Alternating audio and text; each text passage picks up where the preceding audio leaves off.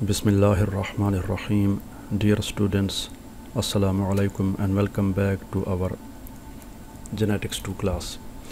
We were discussing the molecular basis of gene mutation. DNA में आखिर mutation कैसे होती है और बेस पेयर्स कैसे चेंज हो जाती हैं। तो पिछली वीडियो में हमने देखा था कि टाटोमेरिक शिफ्ट होती है, जिसमें जो हाइड्रोजन है वो बाज़ औक़ात शिफ्ट हो जाता है अमीनो ग्रुप से किसी दूसरे ग्रुप की तरफ या कीटो ग्रुप से दूसरे ग्रुप की तरफ, जिसके नतीजे में कीटो ग्रुप इनोल फॉर्म में कन्वर्ट हो जाता है और अमीनो ग्रुप जो है वो आइमिनो ग्रुप में कन्वर्ट हो जाता है। इस कन्वर्जन से जो प्रॉब्लम पैदा होती है वो आपके सामने है कि ये दो बेस पेयर जो कि कभी भी एक दूसरे के साथ पेयरिंग नहीं करते, तो अब वो उनकी पेयरिंग पॉसिबल हो जाती है। टाटोमेरिक शिफ्ट आम तौर पे अनस्टेबल होते हैं। जब वो बनते हैं तो उसके बाद जो बेस होता है उसकी नॉर्मल फॉर्म रेस्टोर हो जाती है। लेकिन अगर ये शिफ्टिंग टाटोमेरिक शिफ्टिंग ऐसे वक्त में हो जबकि डीएनए की रेप्लिकेशन हो रही हो, तो उसमें फिर प्रॉब्लम क्रिएट हो जाती है कि उसमें एबनॉर्मल बेस पेयरिंग हो जाती है। तो थायमीन गुआनिन के साथ और एडेनिन साइटोसिन के साथ बेस पेयरिंग कर लेता है, जिसके नतीजे में ये सारे मसाइल यानी कि म्यूटेशंस वो क्रिएट होते हैं। तो ये डायग्राम हमने कल देखी थी, जल्दी से इसको हम फिर देख लेते हैं कि अब ये रेप्लिकेशन हो रही है और रेप्लिकेशन में आप देख रहे हैं कि ये टाटोमेरिक शिफ्ट हो गई है। तो अब इसमें GT के साथ उसने बांड कर लिया है। अब नॉर्मल जो था वो GC था, ये नॉर्मल है। अब G के सामने T आ गया, तो अब उसका नतीजा ये हुआ कि जब रेप्लिकेशन होगी तो रेप्लिकेशन में अब ये दो हमारे पास डीएनए के मॉलिक्यूल बन गए, इसमें म्यूटेशन हो गई है, यानी इसमें वो टाटोमेरिक शिफ्ट हो गई है, दूसरा नॉर्मल है। अब ये जो नॉर्मल है इसके दोनों मॉलिक्यूल ठीक बन रहे हैं, क्योंकि एक चेन पे G है दूसरे पे C है, तो GC और GC बिल्कुल वैसे ही उनमें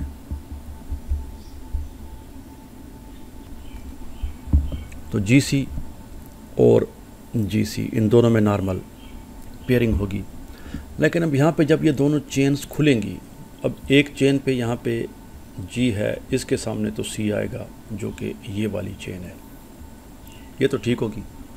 लेकिन ये जो T जो है आप देख रहे हैं कि इस T के दूसरी चेन जो होगी इसके ऊपर अब बजाय C के T आ गया। तो अब T के सामने जो इसकी चेन बनेगी तो वहाँ पे तो लाजमी बात है कि A आएगा।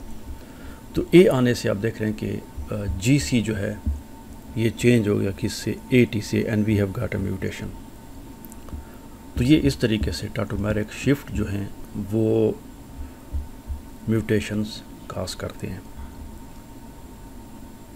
अब थोड़ा सा आगे जाते हैं और अब इसमें आम तौर पे जो टाटोमेरिक शिफ्टिंग होती है उसमें यह है कि प्यूरिन से और पिरिमिडीन से रिप्लेस हो जाती है। तो अब इस किस्म की अब एक दो और टर्म जिसमें आ रही हैं वो ट्रांजिशंस और ट्रिवर्जन। वो ये है कि आमतौर पे प्यूरिन से और पिरिमिडीन से रिप्लेस होती है। तो इस किस्म की बेस पेयर की जो सब्स्टिट्यूशन हो जाती है उसको हम ट्रांजिशन कहते हैं। लेकिन बाज़ औक़ात यूँ हो जाता है कि प्यूरिन पिरिमिडीन से और पिरिमिडीन प्यूरिन से, so that is known as transversion. तो ट्रांजिशन या ट्रांसवर्जन जो है ये दो किस्म की सब्स्टिट्यूशन होती है। अब जो सब्स्टिट्यूशन हो सकती है उसमें जो ट्रांजिशन है वो एक हैं और जो ट्रांसवर्जन है वो दो हैं हर बेस पेयर के लिए। क्योंकि जब प्यूरिन से या पिरिमिडीन से आपस में रिप्लेस करेगी तो अब उसमें दूसरा बेस पेयर इन्वॉल्व नहीं है। तो अब T जो है और थायमीन, एडेनिन, गुआनिन ये पिरिमिडीन्स हैं, प्यूरिन्स हैं, और थायमीन, साइटोसिन पिरिमिडीन्स हैं। तो साइटोसिन की जगह थायमीन आ जाएगा, लाजमी बात है। अगर थायमीन होगा उसकी जगह साइटोसिन आएगा, यानी एक ट्रांजिशन पॉसिबल है। गुआनिन की जगह एडेनिन आ सकता है, एडेनिन की जगह गुआनिन आ सकता है। लेकिन जब ये दो बेस पेयर्स यानी कि प्यूरिन्स और पिरिमिडीन्स दोनों इन्वॉल्व हो जाएं, तो फिर ए जो है it can be replaced by, कौन इसको रिप्लेस कर सकता है? इसको टी भी रिप्लेस कर सकता है और इसको सी भी रिप्लेस कर सकता है। तो इस तरह हर बेस पेयर के लिए अब ये दिस इज़ ट्रांसवर्जन। अब ट्रांसवर्जन जो है वो हर बेस पेयर के लिए 2 पॉसिबल है, ट्रांजिशन एक है, क्योंकि प्यूरिन आपस में चेंज होगा। यानी डीएनए में थायमीन लगना था लेकिन वहाँ पे साइटोसिन आ गया, अब मज़ीद उसमें चांस नहीं है। या अगर वहाँ पे साइटोसिन था तो उसकी जगह थायमीन आ गया, एक ही पॉसिबिलिटी है। लेकिन अगर एडेनिन है तो अब एडेनिन की जगह थायमीन भी आ सकता है, साइटोसिन भी आ सकता है। इसी तरह किसी भी बेस पेयर को ले लें तो उसकी जगह 2 दूसरे बेस पेयर्स आ सकते हैं। गुआनिन को आप ले लें तो गुआनिन की जगह जो है वो दूसरे, इस तरह थायमीन को ले लें तो उसमें उसके लिए एडेनिन भी आ सकता है। और तो ट्रांसवर्जन जो है वो ज़्यादा है। तो अब ट्रांजिशन में 4 और ट्रांसवर्जन में 8 पॉसिबल ये हैं अरेंजमेंट्स, और वो ये डायग्राम में आ रहे हैं। तो ये उसकी की है, ये जो स्क्वायर है ये वाला, ये प्यूरिन है, और सर्कल जो है वो पिरिमिडीन है। जो ग्रीन एरो है ये वाला, ये ट्रांजिशन को शो करता है, और जो डैश्ड ब्लू एरो है ये ट्रांसवर्जन को शो करता है। तो आप देख रहे हैं कि ये सूरत हाल है। ए जी की जगह आ सकता है या जी ए की जगह आ सकता है, इससे ज़्यादा पॉसिबिलिटी नहीं हो सकती, क्योंकि अब प्यूरिन आपस में जगह तब्दील कर रहे हैं, यानी टाटोमेरिक शिफ्टिंग से, या बेस की जो सब्स्टिट्यूशन हो सकती है। यानी था ओरिजिनली उसमें एडेनिन था डीएनए में, हो सकता है उसकी जगह जी आ जाए, जी की जगह ए आ जाए। बिल्कुल वैसे ही थायमीन और साइटोसिन, तो थायमीन साइटोसिन को रिप्लेस कर सकता है, या साइटोसिन थायमीन को रिप्लेस कर सकता है। लेकिन आप देख रहे हैं कि जब इसकी बात होती है, ट्रांसवर्जन की बात होती है, तो आप देख रहे हैं 2 एरोज यहाँ पे हैं, 2 एरोज यहाँ पे हैं, 2 एरोज यहाँ पे हैं, और 2 एरोज यहाँ पे हैं। तो इन दोनों में डबल पॉसिबिलिटीज़ हैं।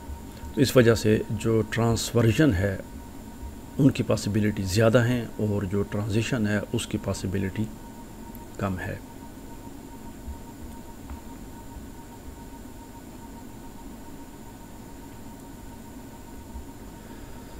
अब इस डायग्राम जो कि आपके सामने है फिगर, इसमें इंसर्शन या डिलीशन एक या एक से ज़्यादा बेस पेयर्स की हो जाए, और ये चीज़ें हम पीछे अगर आपको याद होगा हमने म्यूटेशंस में पढ़ी थी, उससे जो रीडिंग फ्रेम होता है उसकी रीडिंग में फ़र्क आ जाता है।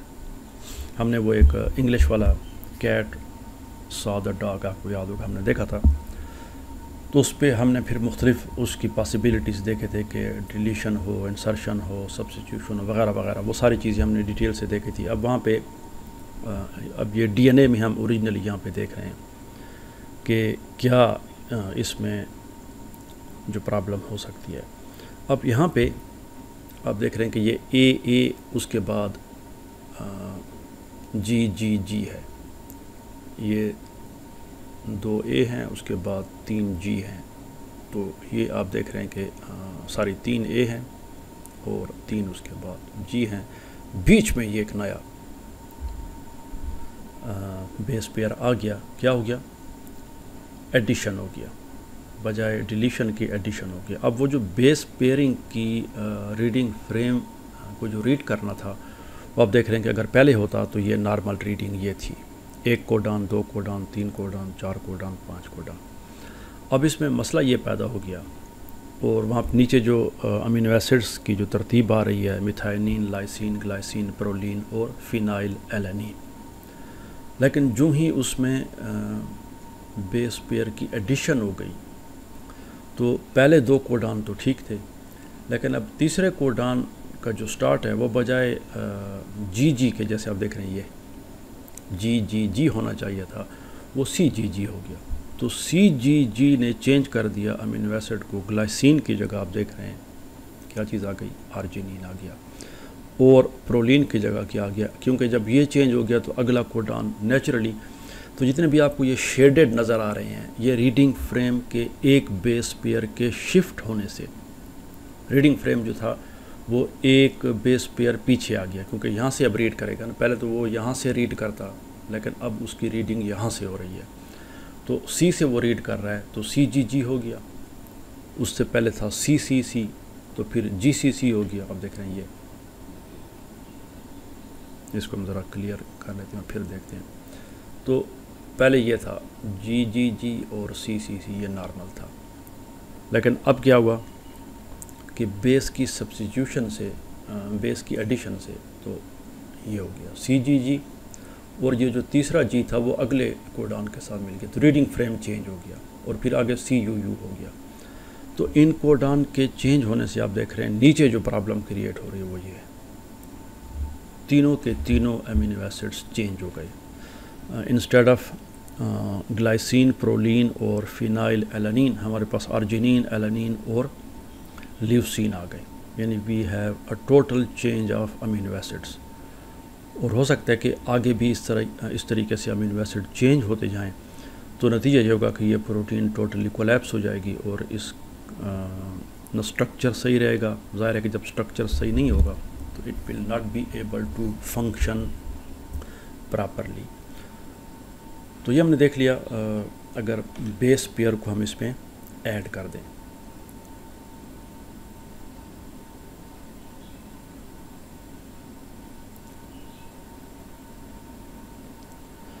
तो अब ये उसमें हम जो चीज़ पीछे हमने डायग्राम में देख ली, उसी को हम देख रहे हैं यहाँ पे, एडिशन और डिलीशन।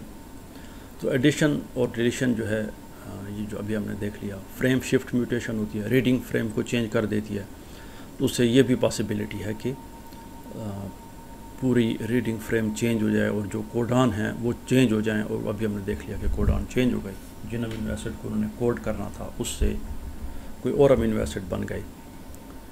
तो इससे फिर क्या होता है कि जब म्यूटेशन हो जाती है तो वो तमाम अमीनो एसिड्स पॉलीपेप्टाइड चेन में distal to the site at which mutation occurs, यानी डिस्टल का मतलब है उससे आगे।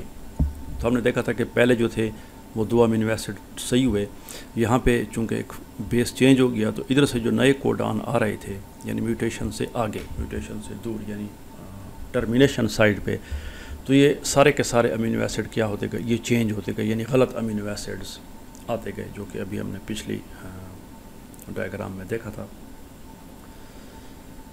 तो अब ये जो हो रहा है ये क्या है, दिस इज़ पॉइंट म्यूटेशन, यानी इसमें एक बेस पेयर जो था वो क्या हो गया, चेंज हो गया।